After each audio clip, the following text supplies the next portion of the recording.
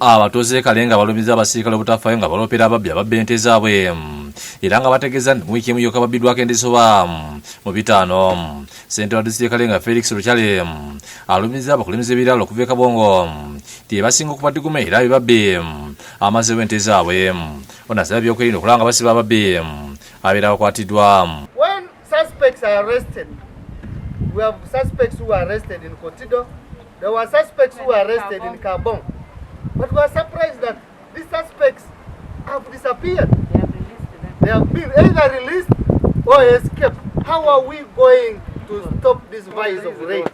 How are we going to recover these animals? Minisita omumizi okukwasa empisa n'obuntu bulamu akeeroziriri era nga yimako omukyala wa disitulikiti Karenga asabibwa babe ekikolebwa by'okwerinda mu bwangu kubanga sabbiiti bbiri mabega bababyeko ente ziwerako. We are not saying that you are not doing work. You are doing work. I don't want to talk about what is happening. The manpower which we are saying, we know what is taking place in our country. And that part is also part of Uganda, and we need to rescue.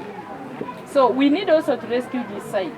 Adomire ekibinja ekyokusatu Karamoja Brigadier Valikuddemi agambye nti ekitute Karenga tekibba naye ababbi bava e Kaabong ne Kotido bamazeewo ente zaabwe. Ategeeza nti bayise olukiiko luno okulwanyisa obutali butengevu mu kitundu.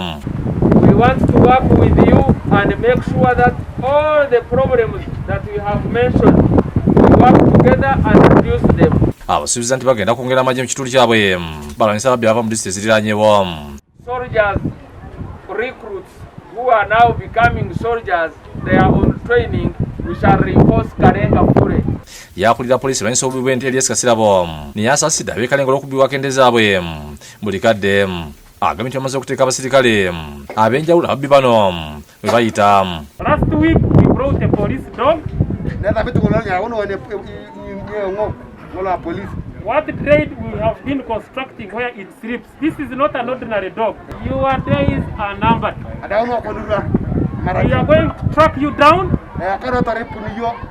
using that dog. Mu kusooka Lokeri yanga lokula emyaka 3 nga mutuse Europa emoloto awadde mu mirembe ku kitebe ky'amagye emoloto agikwasiza Brigadier Valikuddemi ni yaradeswe mu tushira ku jemose nasaba ekisonyiwo olukulu ategeeza nti emmundu yagigwa mu biseera bya COVID etulukana mu Kenya. Aradishirako asemera okulu n'abakulembeze olw'okuzza emmondo. Mobilize other friends whom he knows. They have guns. To also bring. We also ask other leaders in the whole of Karamoja to take up this procedure by maybe having meetings with them. Valikuddemi alabudde abakyaganya okuzza emmondo nti bakolebwako n'amaanyi. Keeping the gun is criminal.